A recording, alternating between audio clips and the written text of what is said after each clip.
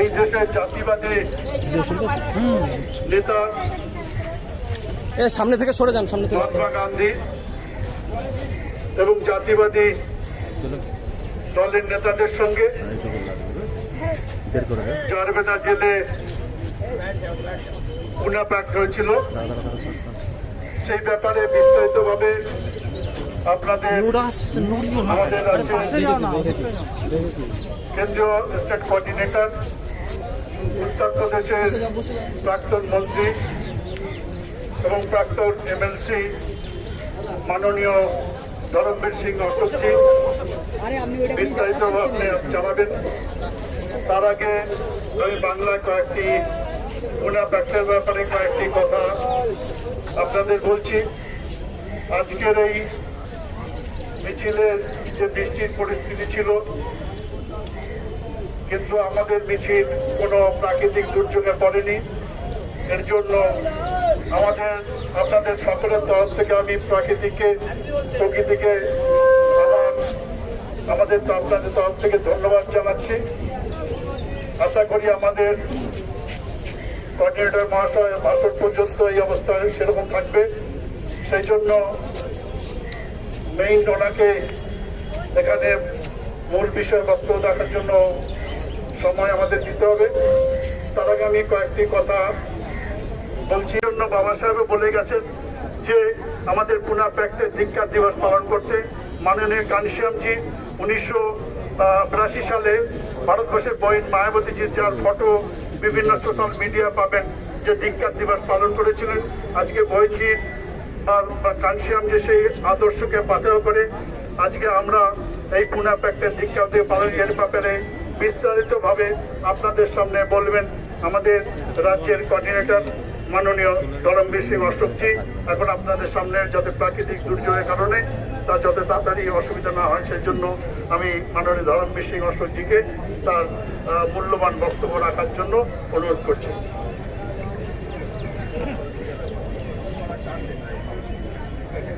साथियों, जो पीछे खड़े हैं वो सामने आ जाएं। जो इधर उधर खड़े हैं वो सामने आ जाएं। नारे लगाते चले आ रहे थे तो लोग सोच रहे होंगे ये तापस जी जो नारे लगा रहे 24 सितंबर 1932 को पूना चुक्ति धिक्कार धिक्कार, तो वो लोग नहीं समझ पाए होंगे।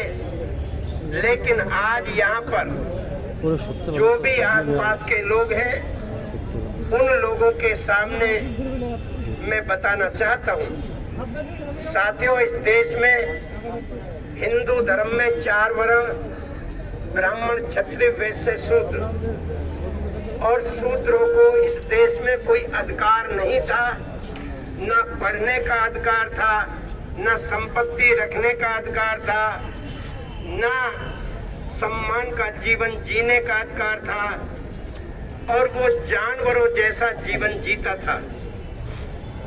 बाबा साहब डॉक्टर अंबेडकर अंग्रेजों की मदद से और साथ ही गायकवाड़ जो बड़ौदा राज्य के महाराजा थे उनकी मदद से वो लंदन में पढ़ने के लिए गए, और लंदन में उन्हें एहसास हुआ कि भारत में जो व्यवस्था है सामाजिक, आर्थिक और राजनीतिक, वो तो बहुत अमानवीय है, और लंदन में जो सामाजिक, आर्थिक, राजनीतिक व्यवस्था है उसमें मानवता है।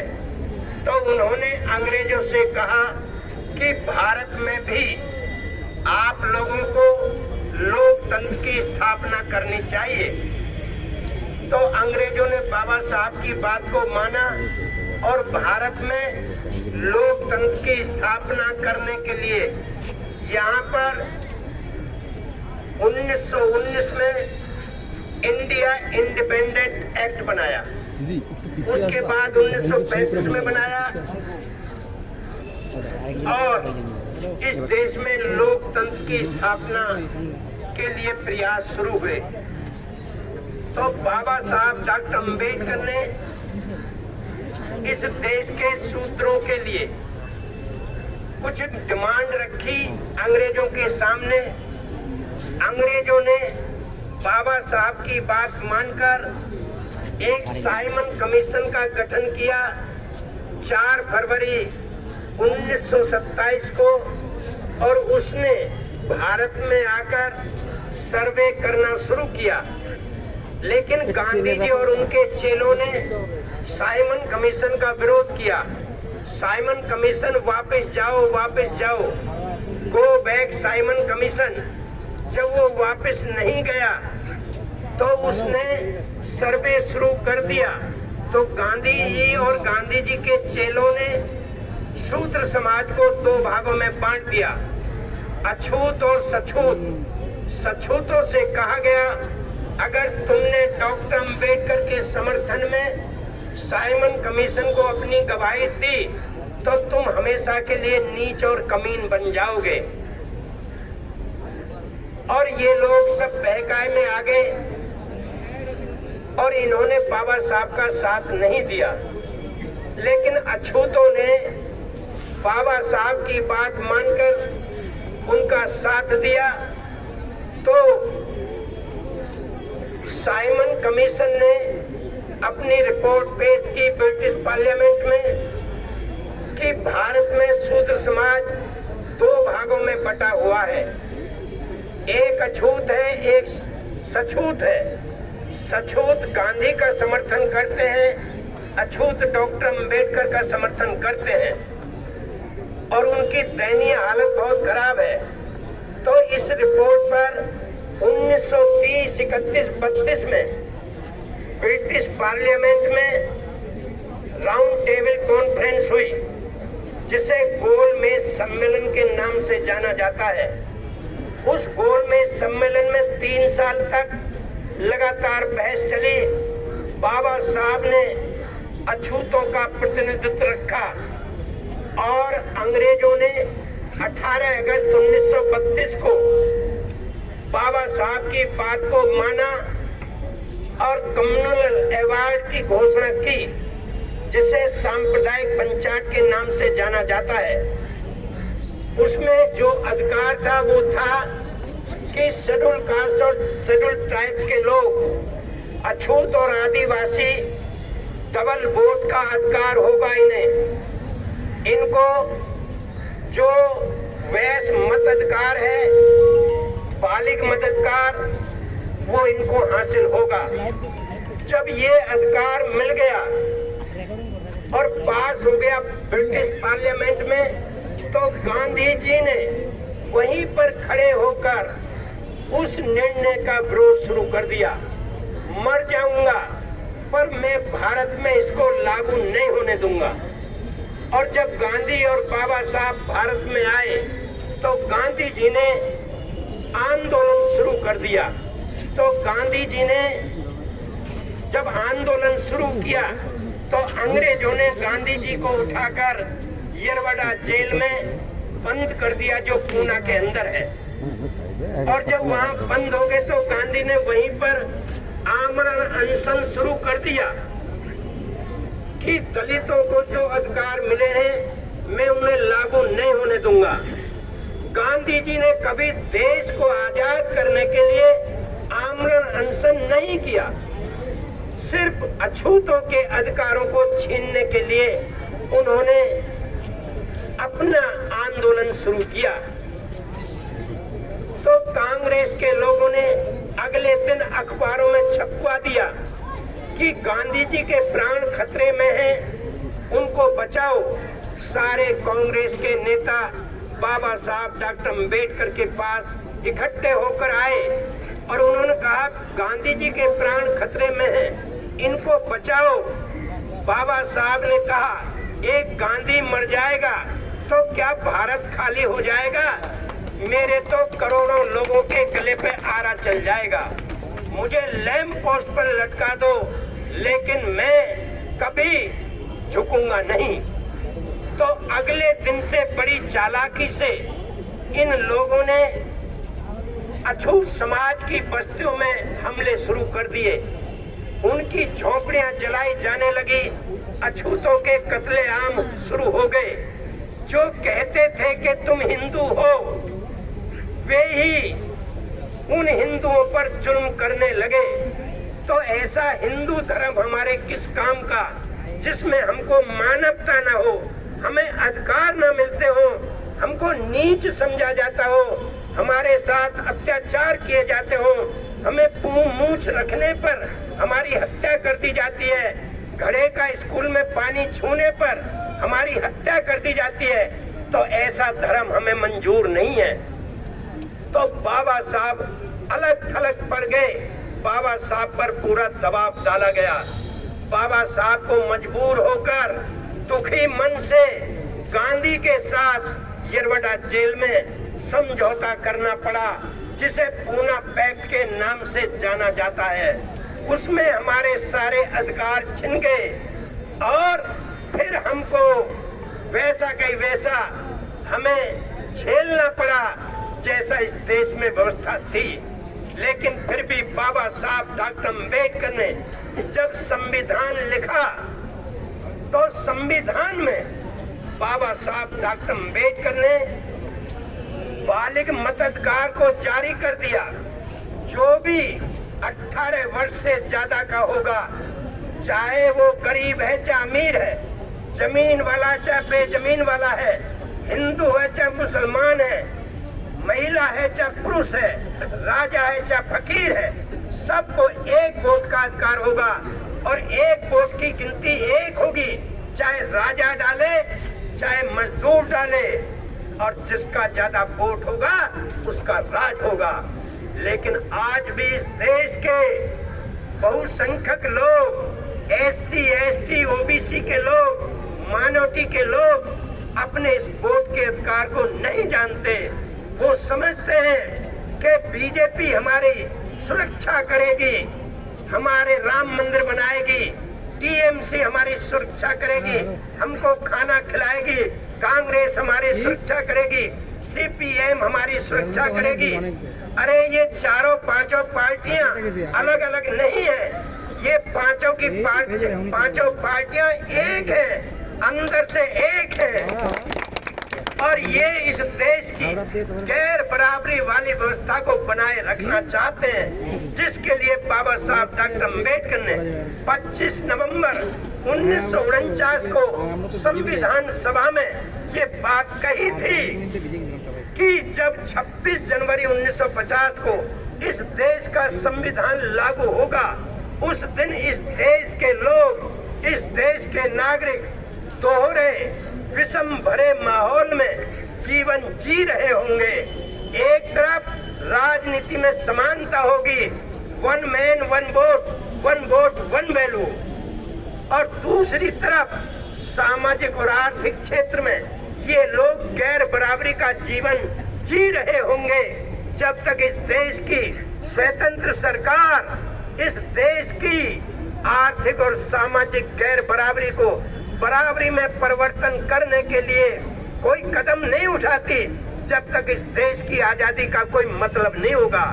और आज देश को आजाद हुए 75 वर्ष से अधिक हो चुके हैं, लेकिन आज भी इस देश में न सामाजिक बराबरी हुई न आर्थिक बराबरी हुई।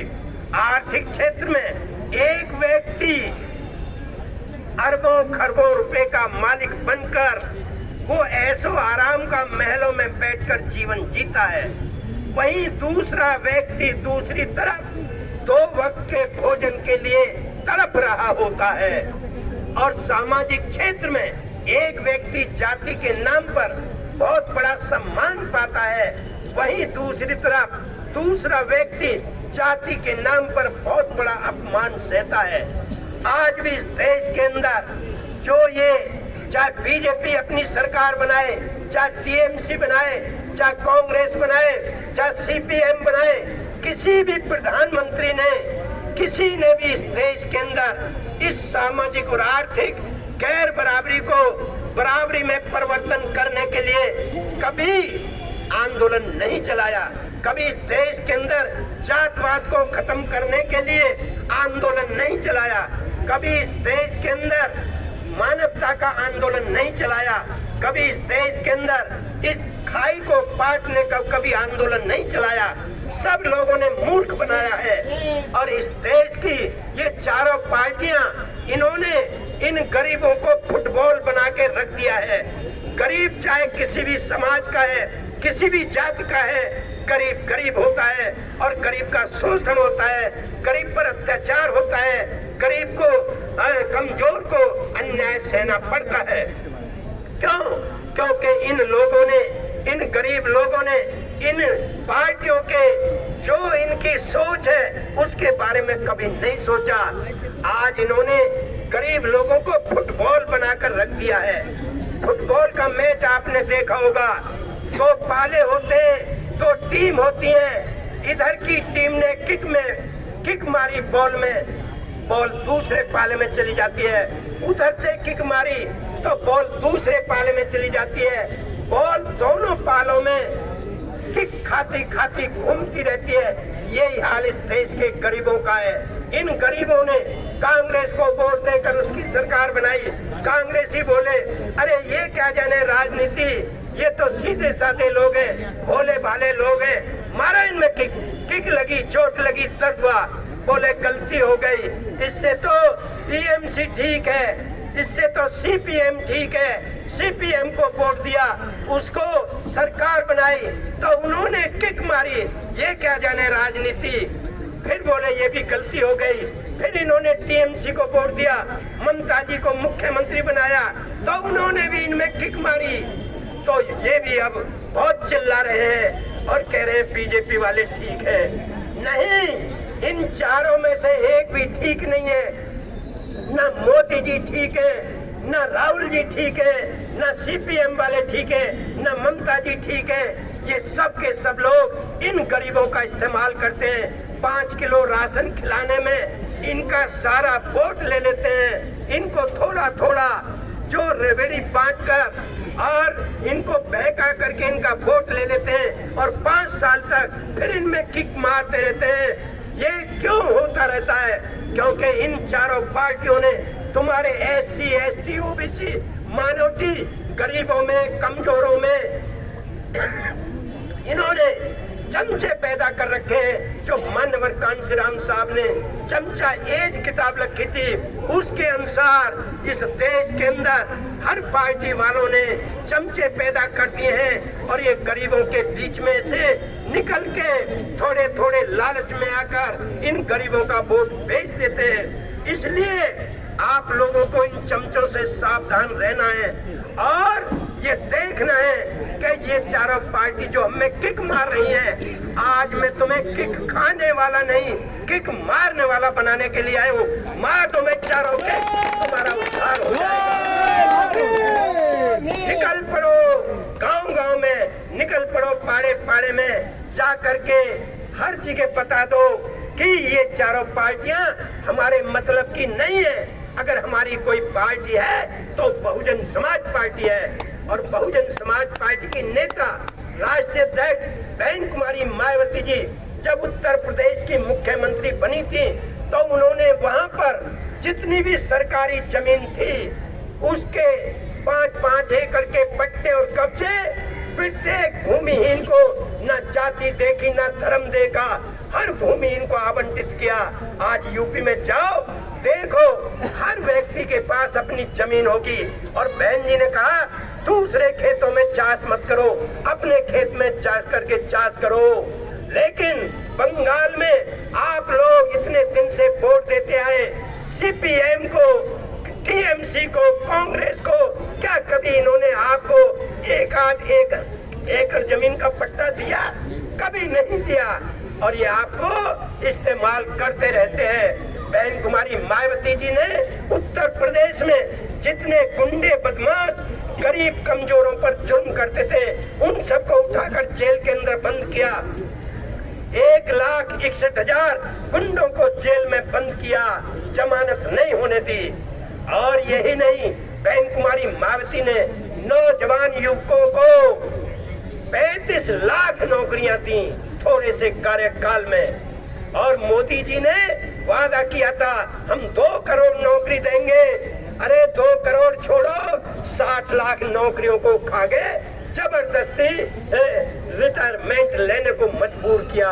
ममता जी ने आज तक कोई नौकरी नहीं दी, तो ऐसी सरकारों से क्या फायदा। बहन कुमारी मायावती जी ने बेसहारा लोगों को लाखों मकान, 2 bedroom, latrine, bathroom, kitchen, Sen, वहीं पे स्कूल, वहीं पे अस्पताल, आज उनकी कीमत 50 लाख रुपए है। क्या यहाँ पर तुमको मकान बनाकर दिए गए 1-1 लाख में बहका दिए जाते हो? क्यों? क्योंकि तुमने कभी राजनीति को नहीं सीखा।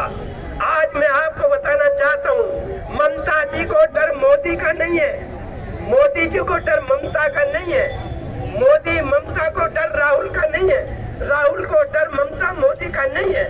अगर इन चारों पार्टियों के नेताओं को डर है तो बहन कुमारी मायावती का डर है।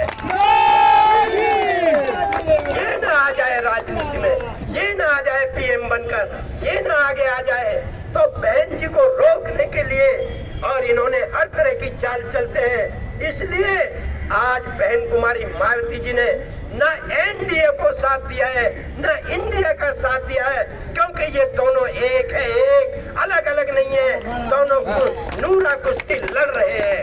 इसलिए इन दोनों का बहिष्कार किया है और बहन जी ने बीच में रह करके, और मैं आपको बताना चाहता हूँ, न एनडीए की स्पष्ट बहुमत की सरकार बननी है, न इंडिया की स्पष्ट बहुमत की सरकार बननी है। जब इन दोनों की नहीं बनेगी तो इन दोनों को जरूरत पड़ेगी बहन कुमारी मायावती की, और हम बैलेंसिंग पावर में आएंगे और उस समय बहन कुमारी मायावती जी को प्रधानमंत्री बनाना ही पड़ेगा। इसलिए आप लोग आज से निकल पड़ो, गांव-गांव में, घर-घर में, सबसे पहले अपने परिवार को जाकर के तैयार करो, कल सुबह को पड़ोसी को तैयार करो, गांव के लोगों को तैयार करो, भाईचारा बनाओ, SC, ST, OBC माइनॉरिटी में, अपर कास्ट के गरीबों में, सब लोगों को मिल करके एकजुट हो जाओ। और याद रखना, गरीब का साथ गरीब दे सकता है, अमीर नहीं दे सकता। अंबानी, अडानी ये गरीबों का साथ नहीं दे सकते। गरीब का साथ गरीब दे सकता है, कमजोर का साथ कमजोर दे सकता है, ताकतवर नहीं दे सकता। कैसे? जैसे बाजरे की खिचड़ी होती है, बाजरे की खिचड़ी में यदि दूध को मिलाया जाए तो मिक्स नहीं होता, लेकिन यदि छाछ मिला दी जाए तो मिक्स हो जाती है, छाछ मिक्स हो जाती है। दूध मिक्स क्यों होता? मैं बताता हूँ। दूध इसलिए मिक्स नहीं होता क्योंकि बाजरे की खिचड़ी मूसल की कुटी होती है, ओखली में दूध कुटा पिटा नहीं होता, भैंस के नीचे से निकलता है, खिचड़ी में पड़ जाता है, इसलिए बिना पिटा दूध ऊपर तैरता रहता है और पिटी हुई खिचड़ी नीचे बैठी रहती है।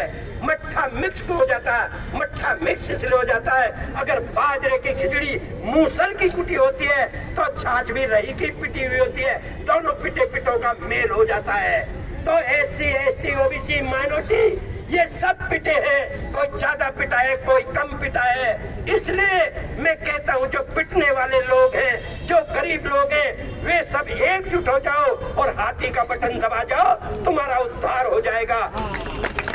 इन्हीं शब्दों के साथ मैं सबको धन्यवाद देता हूँ। आपने बहुत बड़ी उमस भरी गर्मी में इतनी दूर से चलकर पैदल और नारे लगाते हुए जो आप आ रहे थे, मैं उससे बहुत प्रभावित हुआ हूँ और मैं आपकी सूचना दूंगा बहन जी को कि बंगाल में आप लोगों ने बहुत बड़ा अच्छा काम किया है।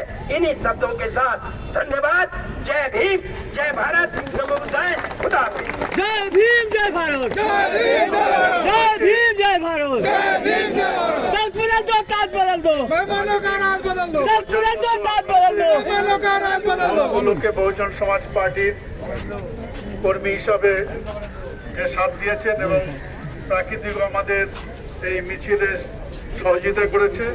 যে এই সভার মধ্যে কিছুক্ষণ আগেও বৃষ্টি প্রচণ্ড হয়েছে, আমরা যখন রওনা দিয়েছি তখন প্রচণ্ড বৃষ্টি কিছুক্ষণ দিয়েছে।